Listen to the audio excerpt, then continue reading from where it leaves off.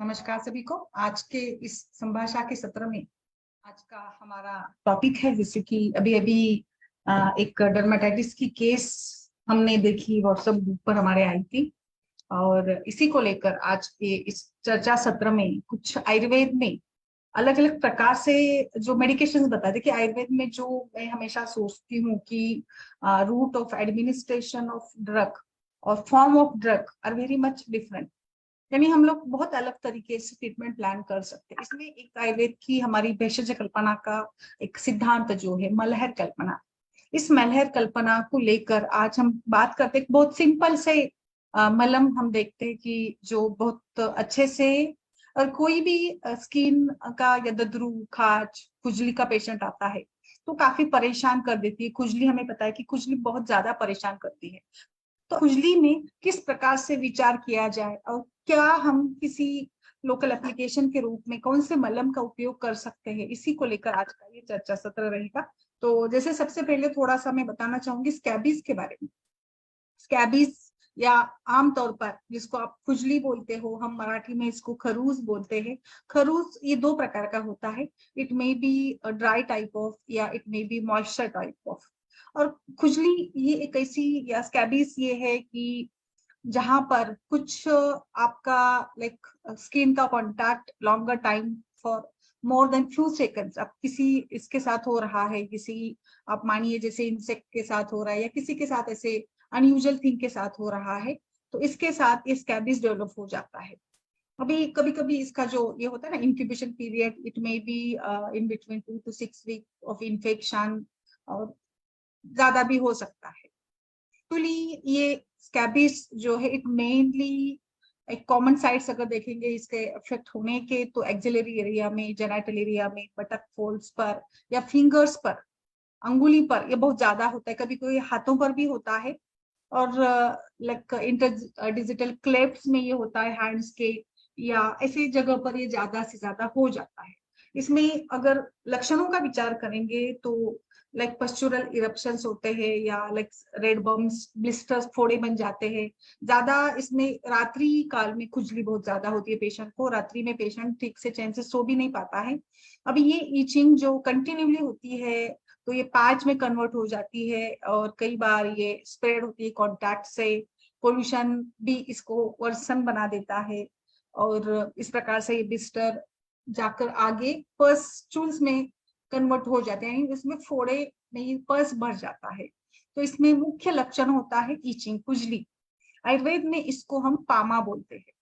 और इसी प्रकार से इस पामा में भी कोई भी कंडू या खुजलीजन्य अवस्था होती है तो इट इज एसोसिएटेड विद कफदोषा। कफदोष के साथ इसमें पित्त का भी अनुबंध रहता है। तो जैसे मैंने बताया कि कभी कभी ये ड्राई भी होती है और कभी कभी पस्चुलर टाइप में स्कैबिस होता है। ड्राई स्कैबिस जो होता है वो भी कई बार कुछ ऑर्गन्स में होता है, रिप्रोडक्टिव जेनेटल ऑर्गन्स में होता है, कभी कभी ये निपल्स के ओवर भी होता है। पस्चुलर जो स्कैबिस होता है ये जैसे मैंने बताया फिंगर्स के अंदर वेब्स में होता है, और फिर कई बार ये स्किन के फोल्ड्स में भी फैल जाता है। आयुर्वेद में वैसे तो लोकल एप्लीकेशन के साथ साथ शोधन चिकित्सा बताई है। इसमें अलग अलग प्रकार के मलहर कल्पना है, जहां पर कोई पश्चूल या जख्म के जैसे पर्स फॉर्मेशन होता है, वहां पे डस्टिंग करनी पड़ती है। आप सिंपली टंकन भस्म भी अगर इसमें डाल देते हैं ना, बहुत अच्छे से टंकन भस्म यहाँ का क्लेद एवं पर्स का शोषण करता है और बहुत अच्छा इफेक्ट होता है। इसमें हम अलग अलग तरीके से लाइक महामरीचादी तेल है, या अलग अलग गंधकादि लेप है, गंधक मलहर है, गंधक द्रुति है, निम्ब कल्पना, नीम वटी वगैरह का उपयोग बहुत अच्छे से इसमें साबित होता है। इसी के साथ साथ हम अंदर यानी इंटरनल मेडिसिन के रूप में महामंजिष्टादि कषाय, कदिरारिष्ट, हरिद्राखंड, रसमाणिक्य ऐसे जैसे कल्प भी दे सकते हैं। बट इसी के साथ साथ कुछ, जैसे मैंने बताया कि आज के सत्र में हम कुछ मलहर के बारे में बात करने वाले हैं। तो सबसे पहले यहाँ पे जैसे पामा की बात हो रही है, तो मैं पामा मलम के बारे में बात करना चाहूंगी कि पामा मलम क्या है और इसके कंटेंट्स क्या है, किस प्रकार से इसको बनाया जाता है और इसका उपयोग हम कैसे कर सकते हैं। सो पामा मलम जो है ये खास करके बनाया है, जैसे ये एक antiseptic, antifungal, bacteriostatic and psoriatic lesions में या एक्जिमा में भी ये बहुत अच्छे से ये काम करता है।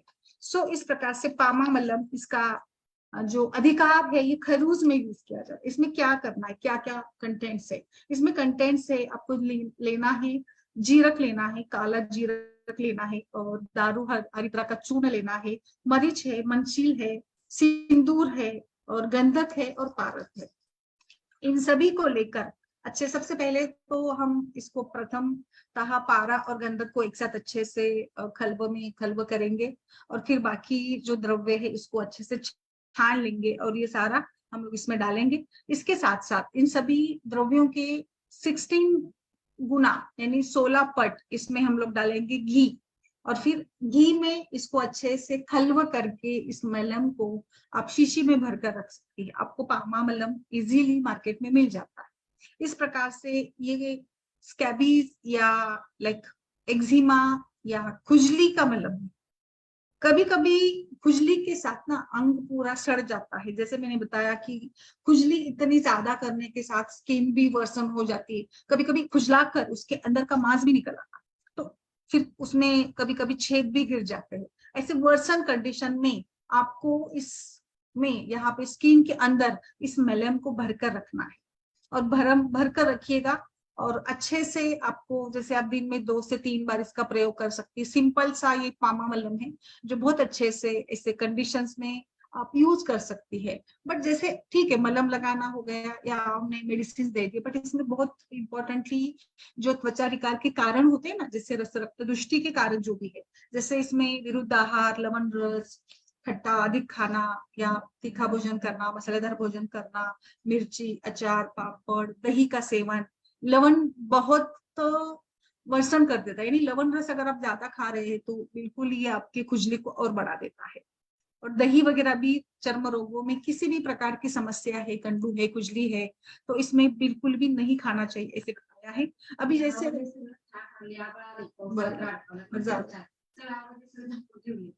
ठीक ठीक, अभी जैसे ये पामा मलम की हम लोग बात कर रहे हैं, तो ये पामा मलम के साथ साथ आप बाकी सभी चीजें जो है, या जहां पर हमें जो भी सारे हेतु मिल जाते हैं पेशेंट के, उन हेतुओं को भी हमें यहाँ पर विचार करना होगा कि कैसे इस प्रकार से हेतु का अवॉइड करें, हेतु का हमें कैसे अवॉइड करना है, हेतु कैसे नहीं बताना है पेशेंट को, हेतु का सेवन वो त्याग दे। इस प्रकार से ये पामा मलम जो है बहुत अच्छे से कोई भी प्रकार की खुजली जहां पर हाथ पैर गर्दन वहां पर होता है, यहाँ पे आप लोग पामा मलम का उपयोग कर सकते हैं। सो ये एक मलम मैंने बताना चाहा। दूसरा एक मलम बताऊंगी मैं जो बहुत ही आसान सा भी है और बहुत सिंपल भी है। गुलाबी मलम करके मिल जाता है आपको, ये मार्केट में भी मिलेगा। गुलाबी मलम भी ईचिंग में भी यूज कर सकते हैं आप, या अलग अलग प्रकार के बर्न्स के भी जात में है, जहाँ पे जलन भी हो रही है, पेन भी हो रहा है, खुजली भी हो रही है, ऐसे में भी इसको आप ले सकते हैं। ये अनुभूत मलम है, गुलाबी मलम। ये आचार्य श्री यादव जी त्रिकम जी आचार्य ने इसका उल्लेख किया है। उन्होंने इस रोग में लाइक खरूज तो है ही, बट इसी के साथ साथ रक्त दुष्टिजन्य अवस्था या कोई क्षुद्र कुष्ठ की समस्या हो या इसप हो, इस सभी में इसका उपयोग बताया गुलाबी मलम का। तो गुलाबी मलम बनाने के लिए क्या करना है आपको? आपको इसमें पुष्पांजन लेना है, सिंदूर लेना है, रसकपूर लेना है, और कर्पूर लेना है, और चंदन के तेल में आप इस सभी को मिलाकर एक अच्छे से इसको घोटिएगा अच्छे से। और मतलब पहले तो हम लोग सिंदूर और रस कपूर को अच्छे से मिला लेंगे, और फिर बाद में चंदन तेल इसमें डाल देंगे। आप अगर इसमें वैसलीन डाल देते, क्योंकि वैसलीन से कैसे वो एक मलम का जो प्रॉपर टेक्सचर होता है ना, वो इसमें बैठ जाता है, तो वैसलीन डालिएगा और अच्छे से फिर इसको अच्छे से मतलब घोट दीजिएगा, और इस घोट कर आप इसको रख सकती है। और ये मलम आप यूज कर सकती है खरूज या रक्त दुष्टिजन्य अवस्था, या जहां पर भी आपको लग रहा है कि पेशेंट को बर्निंग है, पेन है, it is used for only external application के लिए आपको यूज करना है। आप इसको 2 से 3 महीने तक यूज कर सकते हैं। बहुत अच्छा ये है, एक्चुअली इसका कोई साइड इफेक्ट भी नहीं है, और मतलब आप इसको आराम से मिल भी जाता है। आयुर्वेद सार संग्रह में इसका रेफरेंस आता है, जो जैसे मैंने बताया यादव जी त्रिकम जी आचार्य ने खुद इस मलम को बताया है। और इसमें जैसे आप अगर पुष्पांजन, ये सिंदूर वगैरह तो है, इसके साथ साथ आप शतदोत घृत भी मिला सकती है। मैंने वैसलीन भी बताया, या फिर शतदोत घृत भी इसमें डालकर एक प्रॉपर फॉर्म में इसको लाने के लिए आप इसको बना सकती है। सो ये भी खुजली के लिए बहुत अच्छा एक विकल्प यहाँ पर मैंने बताया है। तो ये दो कल्प मैंने बताए हैं आपको, पामा मलम और गुलाबी मलम। तो जैसे अब हम लोग डिस्कस करते, बहुत सारे मलम भी है आगे, बट सबसे पहले तो अभी इसको हम लोग डिस्कस करते हैं। बोलिए मैम मंदाकिनी जी, आपका केस बताइए।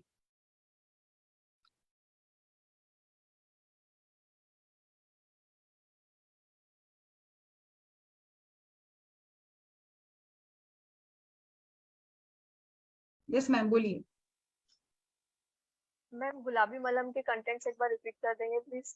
गुलाबी मलम में सिंदूर है, रस कपूर है, चंदन तेल है।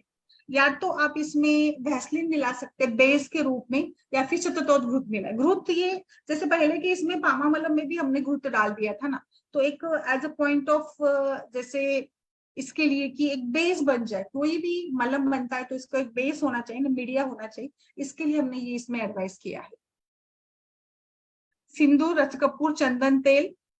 सिंदूर और रस कपूर दो, मतलब जो जो दो ये कंटेंट है, एक एक पार्ट लेना है आपको, और चंदन तेल एक पार्ट लेना है, और वैसलीन इसके 16 गुना लेना है, या घृत भी लेंगे आप तो इसको 16 गुना में लीजिएगा। ये गुलाबी मलम बन जाते हैं, आज आराम से बना सकते हैं आप इसको।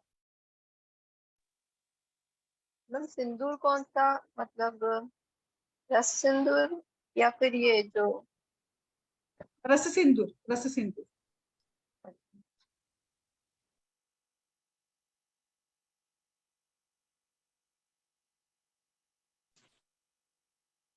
क्योंकि वही अच्छा चलता है ना इसमें।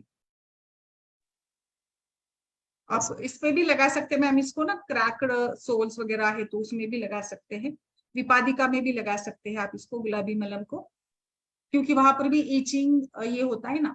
बट ज्यादा तो ये इसमें चलता है, रक्त दृष्टि में, खरूज में चलता है ज्यादा तो।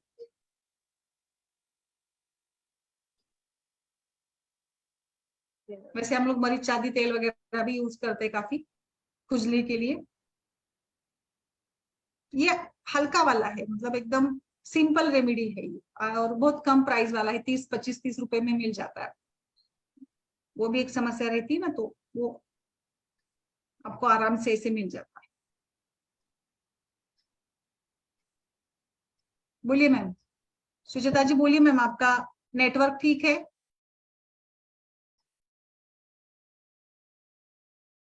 मंदाकिनी जी।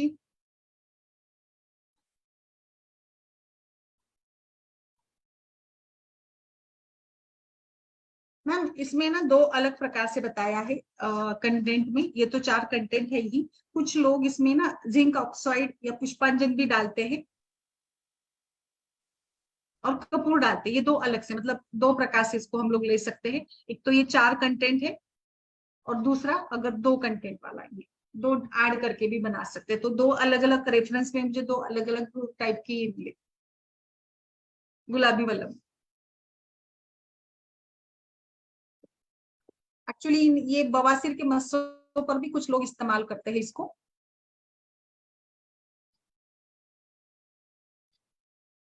बोलिए संपदा जी, नमस्ते, बहुत दिनों के बाद। नमस्कार मैडम।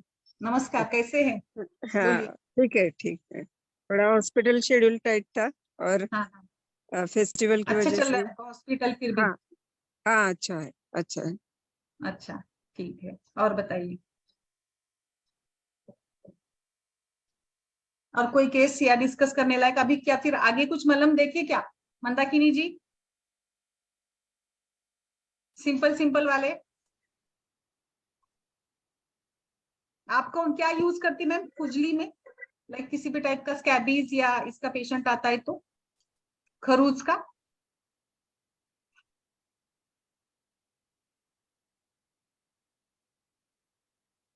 बोलिए संपदा जी, सुचिता जी। आयुर्वेदिक मैडम। हाँ, आयुर्वेदिक क्या देती है, या आप क्या प्रेफर करती है इसके लिए, खुजली के लिए क्या प्रेफर करती अ, आपने पिछली बार एस टी मधु इसमें क्या बोलते हैं, लोण्यात मिसळून लावायला सांगितलं होतं मागे एकदा. एसटी मधुघृत या फिर एसटी मधु मक्खन के साथ भी दे सकते हैं, बिल्कुल. हा और लावायला. आणि मॉडर्न मध्ये कॅलेड्रिल लोशन किंवा स्कॅबिक्स लोशन ओके. आणि अविपत्तिकर चूर्ण सांगितलं होतं तुम्ही. यस, अविपत्तिकर चूर्ण पित्त शमन के पॉइंट ऑफ व्यू से देंगे, बिल्कुल. हाँ.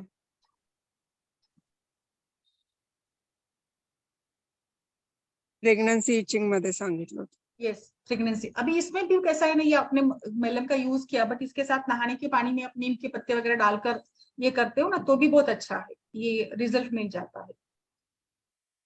बाकी तो मैंने मतलब सिर्फ मलम पॉइंट ऑफ व्यू से लिया है आज.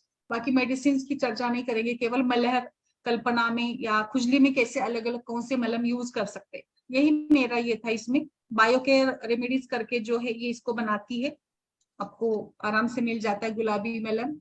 और एक गांव में कहीं पर भी ये मिल जाता है, सिंपल वाला है, तो घाव जलन उसमें अच्छा रिजल्ट मिलता है. और हल्का वाला है और सिंपल इसके ये है, जैसे बना भी सकता है कोई बनाना चाहे तो. और फिर जैसे कहीं पर भी मिल भी जाता है, वो भी एक जरूरी है ना कि, और ज्यादा इसकी प्राइस भी ज्यादा नहीं है. और वैसे ही पामा मलम भी वैसे ही है, वो भी कम प्राइस वाला भी है. स्किन के सभी प्रकार के इचिंग में और सभी जगह पर आप इसका यूज कर सकती है. अमृत फार्मास्यूटिकल्स वगैरह, रिंगवर्म वगैरह में भी चलता है ये. स्कैबीज, रिंगवर्म या कोई भी टाइप का फंगल इन्फेक्शन भी हो तो यूज कर सकते हैं आप इसको. इतना वो सिंपल वाला. कभी कभी ऐसे ही ठंडी के दिनों में मानिए, या कभी बारिश के दिनों में भी काफी पेशेंट्स आते हैं ना ऐसे, जो इचिंग वाले पेशेंट्स आते हैं, वहां पर आप यूज कर सकती है. कहीं पर भी आप यूज कर सकती है इसको, जहां पर आपको. धोबी ईच में भी यूज कर सकती है मैम. धोबी ईच यानी कैसे कि लाइक ना, जो मतलब बार बार पानी में, जैसे अभी मैडम ने एक डाला है, मंदाकिनी जी बोलेंगी तो हम लोग उसके साथ डिस्कस करेंगे कि उन्होंने डाला है. बीच में बहुत आता था कि पेशेंट को लाइक किसी स्पेसिफिक टाइप के निरमा वॉशिंग पाउडर या बार बार कोई साबुन इस्तेमाल कर रहे, तो साबुन की एलर्जी. मैंने भी कई लोगों को या महिलाओं को देखा था. गोळी जेवल्या इसमें सकाळ रक्तमोक्षण भी, संध्याकाळी. हाँ रक्तमोक्षण काफी आणि ही अच्छा एक रिजल्ट देता पात्रभर है. कोमट पाण्यात रोज एक पडी. रक्तमोक्षण काफी अतिशय इसमें अच्छा महत्वाची रिजल्ट देता औषधं है. आहेत, जैसे चुकवायची नाही. हलगर्जीपणा कोई भी नको. महिला पहिल्यांदा कपड़े राहिले धोते ते समय नीट ये करती पाहून है ना, सगळं.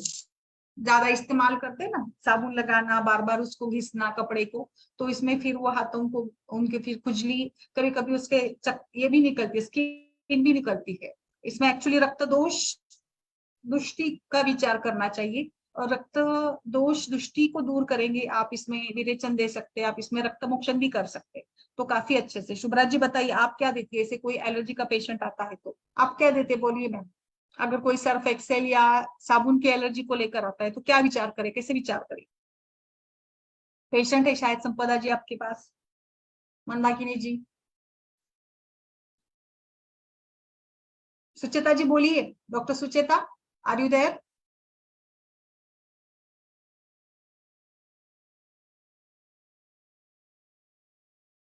शायद उनका नेटवर्क का प्रॉब्लम रहता है. बोलिए मैम.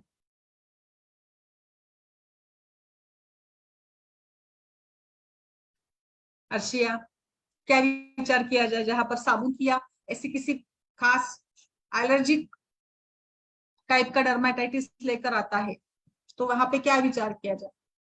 धोबी ईच, ये इसको टर्मिनोलॉजी है. तो आप इसमें नारियल तेल लगा सकते हैं, चंदन का तेल ऑलरेडी इसमें है ही ऑलरेडी. एलोवेरा कुमारी बहुत अच्छा काम करेगी इसमें. चंदन या फिर कोल्ड थेरेपी, जैसे आप ठंडा इसमें ये कर सकते हैं. डिटर्जेंट भी कभी कभी कपड़े धोते वक्त अगर आपको हमेशा से एलर्जी कर रहा है तो आप यहाँ पे ग्लोव्स पहन के कर सकती है. एलोवेरा है, नीम का जूस आप पी सकती है. कोई भी त्वचा की एलर्जी के लिए तो आपको इम्यूनिटी बढ़ाना होगा, क्योंकि ऐसे देखा जाता है कि त्वचा की एलर्जी ज्यादा से ज्यादा सुगंधित साबुन, कॉस्मेटिक्स या ऐसे इस्तेमाल से ज्यादा होती होती है स्किन एलर्जी, तो नारियल तेल इसमें बहुत अच्छा काम करता है। कोई भी टाइप की ऐसी एलर्जी आमतौर पर होती है, जैसे कोई परागकण है, साबुन है, किसी स्पेसिफिक पौधे को छूने के बाद भी ऐसे होता है। आपको कोई एलर्जी हो रही, इसका मतलब, बिल्कुल आपको कोई एलर्जी हो रही, इसका मतलब आपका इम्यून सिस्टम वीक है। तो रक्त धातु को शुद्ध करना और फिर बाद में इम्यूनिटी को बढ़ाना, ये है इसमें। इसका ज्यादा से ज्यादा हम लोग ये कर सकते हैं, अच्छा खान पान रखे। हथेली का खुजली तो बहुत कॉमन है और इसीलिए मैंने ये लिया है। इसमें आप शुगर स्क्रब भी कर सकती है, जिसके साथ डेड स्किन निकल जाएगी। एक और मैंने एक किसी ने महसूस किया कि मैम मुझे खुद को भी प्रॉब्लम होता है कभी कभी, आर्टिफिशियल ज्वेलरी के साथ एलर्जी होती है, खुजली होती है। लाइक आपने कुछ पहन लिया, हाथ में कंगन पहन लिए तो एलर्जी होती है, स्पेसिफिक मेटल की एलर्जी रहती है, सूजन आ जाती है, खुजली होती है। इसमें क्या विचार किया जाए? हल्दी का यूज करे या खुजली का यूज करे? इसमें किसका प्रयोग करे, बताइए।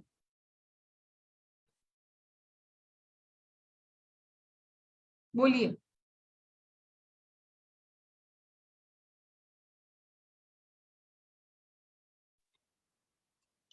मैम मेरे हाँ ख्याल से पंचतिक्त गुगुल का भी अच्छे रिजल्ट्स हैं उसके भी। अच्छा, बिल्कुल बिल्कुल। और साथ में जो अब हम पाचन को डिस्कस कर रहे थे, तो रस और रक्त की क्योंकि दृष्टि है, तो बारी बारी से रस पाचक और रक्त पाचक भी कर सकते हैं। जो मेटल की एलर्जी है वो तो क्योंकि सुपरफिशियल ही है, उसमें हो सकता है हमें इंटरनल मेडिसिन देने की कम जरूरत पड़े, तो वहां पे जातियादी तेल या जातियादी घृत को लगाने से भी लाभ मिलना चाहिए, ऐसा मैं सोच। अच्छा, फिर मैम उसमें जैसे रक्त दृष्टि पर नहीं विचार करें क्या, आपको क्या लगता है?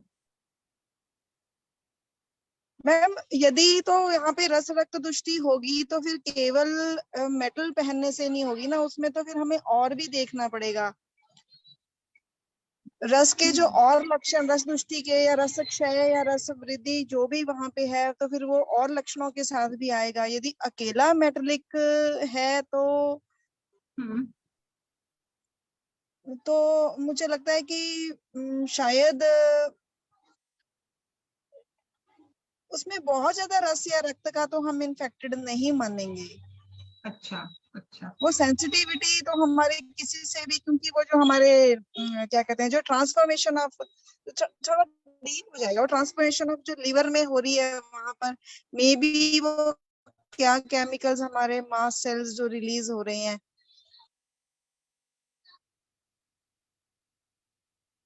कुछ कुछ लोगों मुझे ने ऐसे लगता लोगों है कि को, सुपरफिशियल केवल हाँ, एक यस यस, कुछ महिलाओं में ये कंटिन्यू रहता है मैम। जो जैसे आप कान के भी इसमें एलर्जी होती है ना, कान के पहनते स्पेसिफिक तो एलर्जी होती है, या हाथों में, या मतलब पैरों में भी कुछ पहनते हैं। सोना चांदी से तो मैंने किसी को देखा नहीं allergy, but different type of metals ma'am मुझे आजकल बहुत सोना से भी ज्यादा, होती है।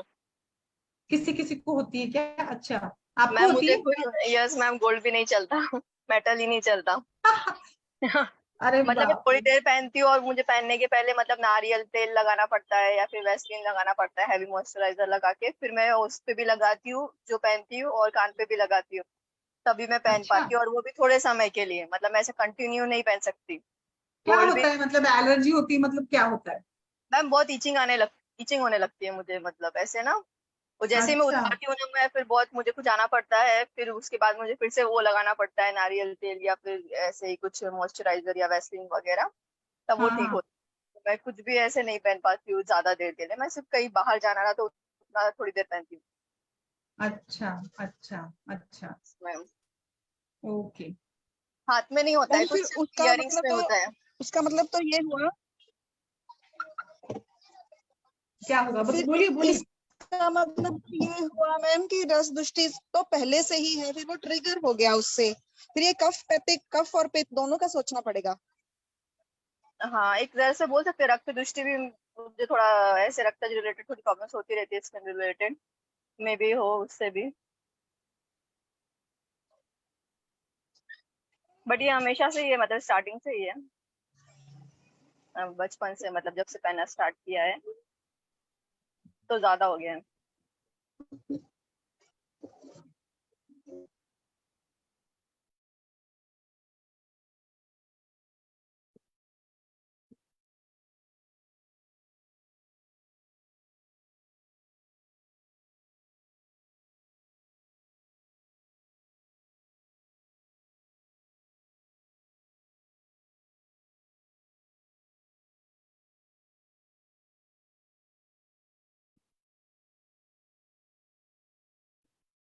यस मैम, बोलिए बोलिए।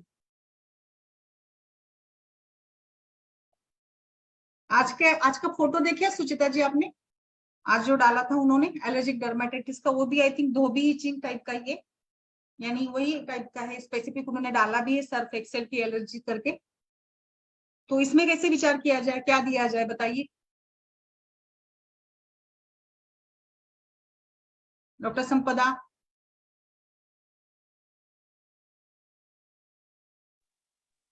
मैम इसमें एक तो हम इसका विश का भी विचार कर सकते हैं एक तरह से, क्योंकि डिटर्जेंट्स में पता नहीं क्या क्या केमिकल्स होते हैं, क्या क्या नहीं। तो हमको हम्म। एक विश, दूसरी विश के हिसाब से एक कुछ तो वो डालना चाहिए, और दूसरा एक शायद उसकी वजह से कुछ वो रुक्षता पैदा करके कुछ कर रहा हो, तो उस हम्म। हिसाब से हमको मलम और ये ऐड करना चाहिए। बाकी अच्छा। जैसे मैम ने बताया यस। पंचदिक्ते घृत, और एक विश का भी कुछ ऐड कर देना चाहिए। अच्छा, ठीक है। चलिए एक और मलम मैं बताती हूँ, जैसे अभी हमारे पास और समय है और तब तक शायद मंदाकिनी जी के पास के पेशेंट भी कम हो जाए, तो वो बता देगी कि क्या उनके पास जो केस है तो वो कैसी है। तो एक और मलम बताती हूँ मैं, वो भी बहुत अच्छा है, लाल मलम करके आता है।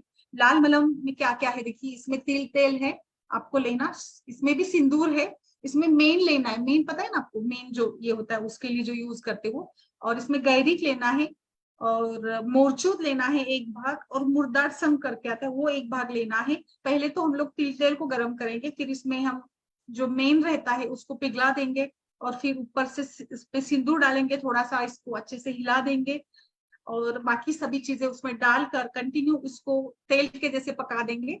और ये हम यूज करेंगे जहां जहां बर्फी आपको मुक्का मार लगता है, मुक्का मार पता है ना, traumatic injury, any type of आघात जन्य स्थिति होती है, तो उसमें आप इसका उपयोग कर सकते हैं, जहाँ पे लाइक पेशेंट तो पेन तो हो रहा है, ऊपर से बहुत कुछ दिखता भी नहीं है, ऐसी बहुत समस्या होती, तो ज्यादातर मामले में कोई भी कॉम्बिफ्लैम या ऐसे डाइक्लोफिनेक सोडियम वगैरह यूज किया जाता है, तो वहां पर ये आप यूज कर सकते हैं। ये अनुभूत एक मलहम है, लाल मलहम, ये जो मतलब वहाँ पुराने वैद्य जो थे उनके पास पहले जैसे डेटॉल सेवलॉन इनका बहुत ज्यादा प्रयोग नहीं होता था ना, जैसे क्लिनिक में अगर आप फर्स्ट एड बॉक्स अगर देखते हैं तो ऐसे कुछ यूज नहीं किया जाता था ज्यादा, तो वहां पर इस समय में वैद्य के पास ये लाल मलहम जरूर रहता था, और वो बताते हैं कि आपको ये हर घर में रखना चाहिए। और बिल्कुल इसी प्रकार से आप कहीं पर भी कुछ पेशेंट आता है ठनका लेकर, पेन लेकर आता है, या स्पर्श संवेदना भी बिल्कुल सहन नहीं कर पाता है, कुछ फोड़ा है, विद्रदी है, और तो इसमें भी आप लगा सकते हैं। मुक्का मार ट्रॉमेटिक इंजरी पेशेंट को बहुत ही ज्यादा तकलीफदायी होती है, इसमें ये जादू के जैसे काम करता है, जो ठनक है उसमें पेशेंट को नींद नहीं आती और बिल्कुल बहुत ही ज्यादा पीड़ा होती है, इसमें इस मलहम का आप उपयोग कर सकते हैं। तो ये भी एक मतलब जो मुक्का मार के लिए आप यूज कर सकते हैं। और इसमें ये भी बताया जाता है कि मुक्का मार या जो ट्रॉमेटिक इंजरी होती है इसमें ब्लड सप्लाई इंप्रूवमेंट भी जरूरी है, तो इसमें आप मकर ध्वज हल्दी के साथ दे सकते हैं, जो कि ब्लड सर्कुलेशन इंप्रूव करेगा, क्योंकि यहाँ पे ना मार के कारण, इंजुरी के कारण ब्लड सर्कुलेशन ठीक से नहीं होता, इसलिए फिर वो धीरे धीरे वहां पे सूजन है, कभी रेडिश हो जाता है पार्ट, वो कभी ब्लैक बन जाता है, ऐसे सारी समस्या वहां पे आ जाती है ना, तो इसमें ये लाल मलहम काफी सुंदर तरीके से काम करता है। मैम एक बार कंटेंट रिपीट कर दीजिए प्लीज। कंटेंट बताती हूँ, तिल का तेल है, सिंदूर, मेन, गैरिक, मुर्दार संघ, मतलब ये आता है ना मुर्दार संघ करके एक वो सेंग के जैसे आती है ये, और मोरचूत, ये ओके मैम। काफी अच्छे से इसका भी रिजल्ट है, आपको ये मार्केट में मिल जाता है आराम से। ये कभी भी आप वैसे तो ये एक्जिमा वगैरह में भी यूज किया जाता है, और धोबी ईच के लिए, कोल्ड क्रैक्स के लिए, इवन लाइक डिलीवरी के स्टेच मार्क्स वगैरह भी है ना, इसमें भी ये लाल मलम काम करता है, क्योंकि वो भी एक समस्या होती है स्टेच मार्क्स की। इसके ऊपर भी मैंने सेपरेटली सेशन लिया था। ये भी एंटी फंगल, एंटीसेप्टिक, बैक्टीरियोस्टैटिक और सोरियाटिक लेजर्स में भी अच्छा काम करता है। तो any type of, I think any type of skin problem है तो आजकल जो मीशो ऐप वगैरह होता है उस पर भी आपको ये मिल जाएगा आराम से। So you can use this. दांत, खाज, खुजली, ट्रॉमेटिक इंजूरी, सभी में ये आपको काम करता है।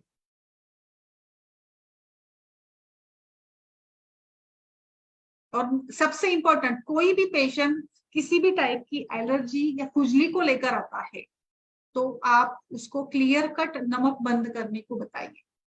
ये आप पहला काम करिए, क्योंकि नमक खुजली को बढ़ा देता है। तो वो बहुत ही इंपॉर्टेंट चीज है कि हेतु और बाकी सारी बातों को ध्यान में रखना है। बोलिए, बोलिए मैम। सुचिता जी, संपदा जी, मंदाकिनी, सारे लोग बोलिए। अर्शिया बोलिए मैम। चलिए चर्चा करते हैं इसके ऊपर। और जैसे सुचिता जी, अभी जैसे ये महीना खत्म होने को आया है तो आप बताइए थोड़ा आपका अनुभव क्या है, आपको कैसे लग रहा है, क्योंकि आप पहली बार वैसे तो ज्वाइन हो गई ना डायरेक्ट इन द क्लास। आवाज आ रही है? बोलिए मैम आ रही है आपकी आवाज। मैम ये। शायद नहीं, सुचिता जी शायद उनका इंटरनेट का इशू रहता है। वो पहली बार ज्वाइन हो गई थी तो इसलिए मैंने सोचा कि उनसे भी कुछ लाइक रिव्यूज ले। बोलिए।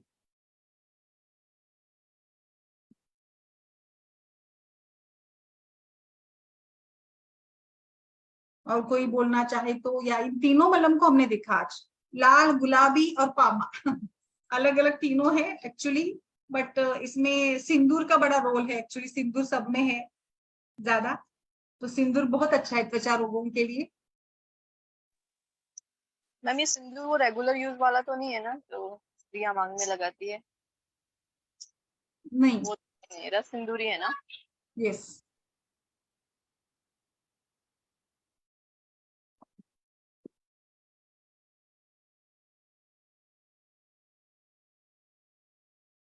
आयुर्वेद में तो काफी इसका ये है प्रॉब्लम्स, काफी सारे इसमें हम लोग इसका यूज करते हैं एज ए मेडिसिन।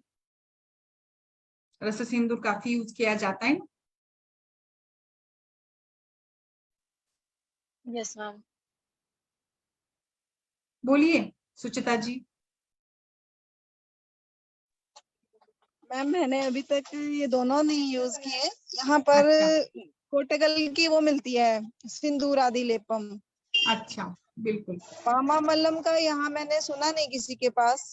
अच्छा, आई एम नॉट श्योर कि वेदर यहाँ पे अवेलेबल है या नहीं, ऑनलाइन देखूंगी मैं करके। ओके ओके, ठीक है। जी। और परिचर्या के कैलाश बारे में बताइए मैम, आपको कैसा, हाँ कैलाश जीवन भी आपको कैसा महसूस हो रहा है? एक महीने में आपने क्या क्या सीखा, क्या क्या लगा आपको, वो भी थोड़ा बताइए रिव्यू। मैम ऐसे है कि जैसे अब हम ग्रुप डिस्कशंस करते हैं ना, तो वो मुझे बहुत अच्छा लग रहा है, क्योंकि वो एक मिसिंग फैक्टर था अभी तक। और कुछ ना कुछ नया, जैसे मृग नाभियादि वटी हुई, जो भी इसमें से मीन्स कि मैम 70 to 75% हमारे लेक्चर्स का कंटेंट ऐसा है जो मैंने कभी सुना सुना है। नहीं। और थोड़ा सा पंचकुला में क्या है, जैसे मैंने आपको पहले भी बताया था, यहाँ पर क्या है कि जो ज्यादातर मेडिसिन बिकती हैं वो वही रखते हैं। पर चलो मैं फिर भी उसमें कोशिश कर रही हूँ जो जो मैं ऑनलाइन कर सकूं और या बना आपने सकूं। वो पाचक योग मंगा दिए क्या? रस पाचक, रक्त पाचक आप पूछ रहे थे तो। हाँ जी मैम, वो मुझे मिल गए। मैं यहाँ पे डॉक्टर मंदाकिनी यदि हैं तो मैं उनका बहुत बहुत थैंकफुल हूँ। उन्होंने हाँ, मैम ये मेरे लिए अवेलेबल किया है, उन्होंने शायद खुद अच्छा बना के मुझे भेजी है। अच्छा, मंदाकिनी जी बहुत हेल्पफुल है। बताइए मंदाकिनी जी, पेशेंट है क्या आपके पास? और आपके नहीं लिए बहुत। अष्टांग हृदय वाला कर लिया, उसको डाउनलोड करके प्रिंट निकाल दी।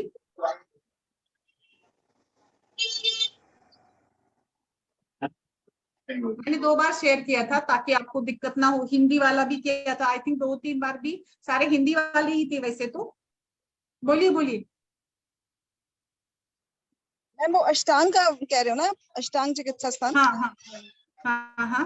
हाँ जी मैम, वो मैंने बुक भी उसकी हिंदी टीका करके मंगा ली है, उत्तर स्थान, वो 2 वॉल्यूम्स में अवेलेबल थी ऑनलाइन। अच्छा ओके। वो मैं बताती हूँ आपको। ठीक है बताइए। तो जो सुबह सेशन होता है ना आयुष दर्पण का, तो फिर ये है कविता कल्प और उत्तर स्थान है, उसमें वो वक्तव्य वो नहीं है, टीका नहीं है नीचे, सिर्फ श्लोक है और उसकी हिंदी ट्रांसलेशन है। तो वो अभी मेरे पास कल ही आई है, अब मैं कल सुबह से देखूंगी उसको कि कैसे मैं उसको पढ़ सकती हूँ। जी जी बिल्कुल बिल्कुल। ओके। और हाँ डॉक्टर जी, मंदाकिनी बोलिए मैम, आप कुछ बोलना चाह रहे थे, बोलिए।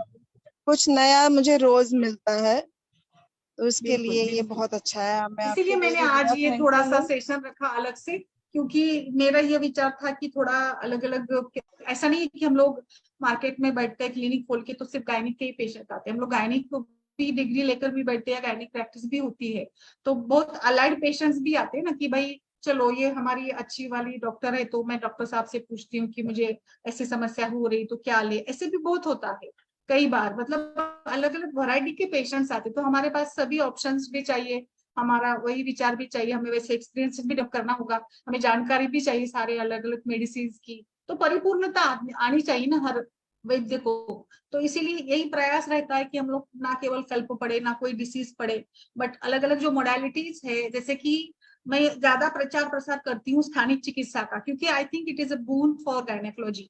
आयुर्वेद में स्थानिक चिकित्सा का इतना महत्व है, जैसे गायनिक में खास करके, पंचकर्म तो है ही, बट हर बार जैसे कि बहुत समस्या आती है हमारे सारे वैद्यों को, जैसे अभी माधुरी जी मुंबई में प्रैक्टिस करती है या हर कोई जैसे गांव में करते हैं कुछ, तो वहां पर भी काफी समस्या होती है कि भाई कुछ मिलता नहीं है, पेशेंट कन्विंस नहीं होते, पेशेंट को जल्दी रिजल्ट चाहिए, तो ऐसे में कैसे करें, हर बार तो पंचकर्म का सहारा नहीं ले सकते, तो हमें ऐसे कैसे डेवलपमेंट चाहिए कि सिंपल क्या तरीके हैं, जैसे पीछू का मैं बहुत बताती हूँ हमेशा कि बहुत अच्छे रिजल्ट है, दावन का बताती हूँ बहुत अच्छे रिजल्ट है, धूपन करिए, जो भी पेशेंट जो भी घर के घर में करना चाहता है कर सकता है, अवगाहन है वो भी सारा कुछ आप प्लान करें, यही मेरा इसमें एक उद्देश्य रहता है कि आपके इसमें परिपूर्णता आए, बस बोलिए।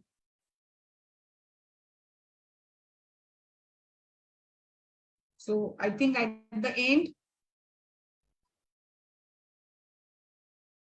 मैं मंदाकिनी जी से जानना चाहती थी एक्चुअली केस के बारे में, बट शायद वो बोल हाँ नहीं पा मैम रही, बताइए। पेशेंट है सामने, हाँ पेशेंट ज्यादा है और आज। शायद संपदा जी के पास भी है। हाँ बोलिए मैम। अच्छा मैम आज तो पेशेंट बोलिए ना, ज्यादा है, आप आपने जो क्या पूछ फोटो रहे डाला हो? है ना, हाँ मैम वो अभी तो आप मैंने फोटो चलाया डाला है ना उसके है। बारे में बताइए। हाँ मैम उसने चलाया है अभी। मैम उसने जाते अभी तेल चलाया है मैंने लगाने के लिए। पंचलिम्बादी हाँ बुब्बुलू चलाया है, गंधक रसायन आरोग्य वर्धिनी, अभी तो ये चलाया है। हाँ ठीक है, फिर हरिद्रा देखते भी हैं डाल क्या। दीजिएगा, या फिर जो मैंने अभी ये मलहम बताया ना, ये मलहम जरूर यूज करिएगा, हाँ ये हाँ दो भी इचिंग के लिए बहुत अच्छे हैं, तीनों भी मलहम एक्चुअली ना, ये गुलाबी वाला तो बहुत ही है खास और सिंपल है, इवन आप चंदन तो तेल खुजली वगैरह भी नहीं पेशेंट है, को एडवाइस। खुजली एकदम नहीं है, केवल बस स्किन हम्म। उसकी करती रहती है, और जरा सा भी इससे स्किन कर जाती है ना तो फिर छोटे बच्चे ने खाना बनाना है, आटा मारना है, हल्का सा भी दबता है तो बस हल्की सी जलन होती है। अच्छा वैसे बोला है ग्लव्स अच्छा वगैरह पहन के काम करने के लिए। अच्छा। हाँ बाकी उसको ऐसे हल्का सा दीपन पाचन तो आरोग्य वर्धनी से हो ही जाएगा, एक अनुलोमन भी दे दिया है मैंने उसको अभी पतली कर करके कि चलो हम्म ये भी ले लो है, हम्म वैसे मोशन वगैरह हम्म। क्लियर ही रहता है लेकिन फिर भी दे दिया है। फिर बोला है कि आओ 3 दिन बाद बताओ आकर के। एज क्या है पेशेंट की, एज क्या है? एज इसकी देखती हूँ, ज्यादा नहीं है मैम, ये 25 अराउंड होगी, अच्छा 25 के आसपास ही है। हम्म। आजकल बहुत ज्यादा स्ट्रॉन्ग भी बनते हैं ना ये सर्फ एक्सेल और ये वाले भी जो है ना, आप देखिए ना, जैसे हम लोग इसमें अगर उपयोग करते हैं तो कितने मतलब डिटर्जेंट के ना बहुत ज्यादा मैम ये भी सर्फ मामले एक्सेल सामने है, आते हैं। स्ट्रॉन्ग है, सर्फ एक्सेल स्ट्रॉन्ग है, बहुत लोगों का मैंने देखा तो रुकवा करके फिर रिन चालू करवाया है। सर्फ एक्सेल का आया ही स्ट्रॉन्ग है बिल्कुल काफी। बिल्कुल। उसमें आजकल बहुत सारे कॉस्टिंग भी बहुत है और कई सारे वैरायटीज में भी वो मिलता है ना, तो उसमें वो शायद बढ़ा देते केमिकल्स, और फिर ऐसे देखिए ना आपकी हाथ एकदम ड्राई हो जाता है। जी और रिपीटेड और लॉन्ग टर्म यूज को तो अवॉइड ही करना चाहिए। I think mild soap is good for overall health issue देखेंगे तो माइल्ड सोप ही चाहिए, कपड़े धोने हो या जो भी हो, या अंग का साबुन भी हो, तो इसमें माइल्ड ही सारे केमिकल्स यूज करने चाहिए, क्योंकि बहुत स्किन डिसीजेस बहुत बढ़ गए मैम। हम लोग तो लाइक कल्पना भी नहीं कर सकते कि क्या क्या लाइक होता है, हो सकता है। जी मैम। एक सपट मलम भी यूज करते हैं बहुत लोग ना, वो भी काफी सुंदर करते हैं, इसका भी अच्छा ही रिजल्ट बोलते हैं सपट मलम का भी। ये किस कंपनी एडवर्टाइजमेंट का है मैम? आती है ना सपट, ये भी आप बहुत, ये तो रेगुलर वाला है, मिल जाता है आपको सपट मलम, तो कोई भी मेडिकल में मिल जाएगा आपको।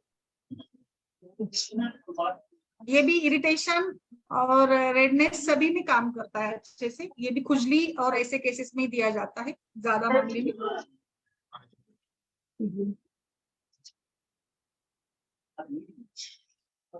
ओके मैम, और किसी का कोई सवाल या कोई अनुभव बताना चाहते हैं तो हाँ बताइए। मैम, इसमें ये पूछ रही थी, चंदन वाला लाशादी तेल दे सकते हैं क्या इसमें हाथ पे अप्लाई करने के लिए? दे सकते हैं ना, क्यों नहीं, जल पित्त शमन भी करेगा, ये दाह भी कम करेगा, रूखापन भी चला जाएगा, दे सकते भरेगा हैं मैम। भी। चंदन वाला दीजिए, बिल्कुल अच्छा रहेगा। पेशेंट की प्रकृति कैसी लगी आपको, वात प्रकृति या क्या लगा? आते तो मैम जब है तब तो बड़े अच्छे से बोलते हैं उसमें तो बड़ा धीरे धीरे बोलते हैं, एक बार में तो मैं प्रकृति फाइंड आउट नहीं हो पाती है, लेकिन हाँ जिस उम्र के हिसाब से है तो मैम उसकी फिर बात पिताजी है, ऐसे कफा आपको तो पढ़ना बिल्कुल है तो नहीं मैं है। रिपीट एक्चुअली स्टार्ट करना सोच रही थी प्रकृति का, मैंने पहले पढ़ाया काफी प्रकृति का। मैंने सुना है मैम आपका वो प्रकृति वाला मैंने पूरा सुना था, वो मैंने खरीदा था आपका। हाँ हाँ लेकिन हाँ। एक दिन में ना इतनी सारी भीड़ होती है और 5-5 मिनट में देख देख करके ना समझ में नहीं आ पाता, प्रकृति के लिए फिर तो पूरा असेसमेंट ही होता है अच्छे से, लेकिन हाँ वो नहीं, उसको तो वाचस्पति जी। अच्छे से समय, तो मेरी कोशिश रहती है कि जितनी बार मिल एक्चुअली जाऊँ उसमें ना जितनी समय बार देकर भी थोड़ा करना पड़ता है। हाँ, तो मैं जितनी बार आता है उतनी मैं फाइंड आउट करने की कोशिश करती हूँ कि इस बार शायद कुछ ऐसे तो हो जाता है, फिर वो 4-5 मिनट में समझ में आ जाता है कौन सी प्रवृत्ति है। एक एक एक इसमें फाइंड आउट करना थोड़ा मुश्किल हो जाता है, बट 2-4 बार बात करके या बाकी सभी भावों को हाँ पहचान के कर सकते हैं। और लापरवाह जो होते हैं वो भी समझ में आ जाता है, दवा छोड़ दी खाली हड़बड़ हड़बड़ बात कर रहे हैं तो वो आ जाता है 2-4 बार में समझ में देखिए। बिल्कुल बिल्कुल। संपदा जी ने भी किया था वो क्लास, उन्होंने गर्भ संस्कार और सारे मेरे क्लासेस किए हैं, डायटिक्स और ये गर्भ संस्कार और ये प्रकृति।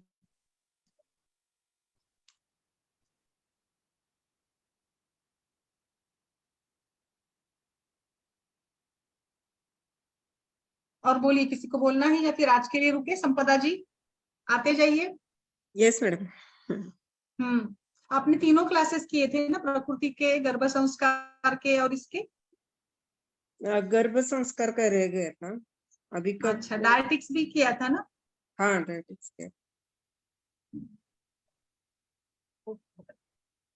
चलिए फिर आज के लिए आई थिंक, जैसे आज गणेश विसर्जन अनंत चतुर्दशी का ये है, आज दिन है, और हमने एक्चुअली मलम को लेकर चर्चा की थी। मुझे लगा आप लोग थोड़ा टॉपिक डालते जाइए ना, मुझे भी कंफ्यूज होता है फिर क्या पढ़ा है, ऐसे हो जाता है कभी कभी कि किस पर चर्चा करें, इसीलिए मैंने आज सिंपल ले लिया, चलो कि कुछ जैसे केस को देखते हुए कि चलो आज यही पढ़ लेते हैं, कुछ मलम के बारे में डिस्कशन करते हैं। अगर आप अपना चॉइस देते तो बड़ा अच्छा रहता है ऐसे।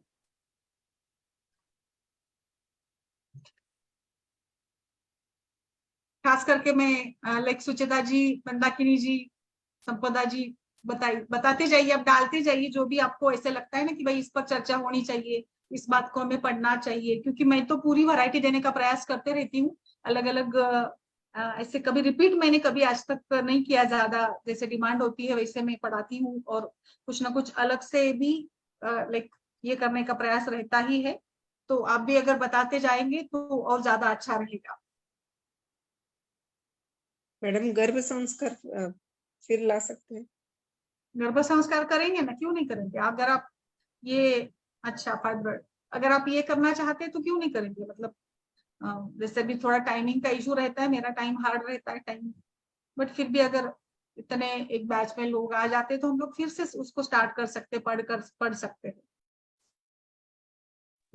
Okay, thank you ma'am. Okay, fibroid पे हाँ बिल्कुल, क्यों नहीं, फाइब्रॉइड पे तो काफी बार बार चर्चा होती रहती है। वैसे शुभ्रा जी, आप पुराने सेशंस भी है यूट्यूब पर आयुष दर्पण के, आप उस पर भी देख सकती है वैसे। बट अगर आप चाहती है तो फिर से एक बार फाइब्रॉइड में भी मुझे वैरायटी बताई, क्योंकि आयुर्वेद में फाइब्रॉइड का विचार करने चलते हैं तो वही फिर अर्बुद या कफवात संप्राप्ति ही आती है। कोई भी फाइब्रॉइड लीजिएगा, एनी टाइप ऑफ, तो उसमें हमें विचार कफदोष का ही करना पड़ता है, वात का ही करना पड़ता है।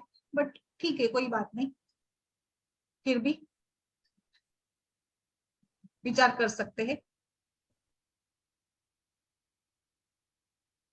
क्योंकि कहीं ना कहीं जाकर सभी का जो एक लास्ट इफेक्ट होता है ना, वो योनि व्यापक पर ही होता है। जाकर हम लोग उस पे ये होते हैं, लाइक अगर ऑथेंटिकली साइंटिफिकली देखा जाए तो कोई भी व्याधि लास्ट में हम वातज पित्तज या कफज योनि व्यापक में ही उसको कंक्लूड कर सकते हैं। ऐसे भी यहाँ पर है। हाँ, एक्चुअली पहले तो इतना, पहले की जो गायनेकोलॉजी जब हम पढ़ते थे तो इतना सारा डिटेल्स नहीं था, जैसे अभी भी किताबों में इतना मॉडर्न का नहीं दिया जाता है। बट फिर भी जैसे हमारी ये कोशिश रहती है कि आज के परिप्रेक्ष्य में भी हम लोग सभी आयुर्वेदिक टर्मिनोलॉजी को पढ़े समझे, क्योंकि पेशेंट्स को हमें हर बार आयुर्वेदिक ये बात बड़ा है पित्त बड़ा है ऐसे तो नहीं बोल सकते, तो पेशेंट को उसके लैंग्वेज में ही हमें बताना होता है ना। तो इसीलिए मैं हमेशा प्रयास करती हूँ कि हम कंपेयर करके पढ़े।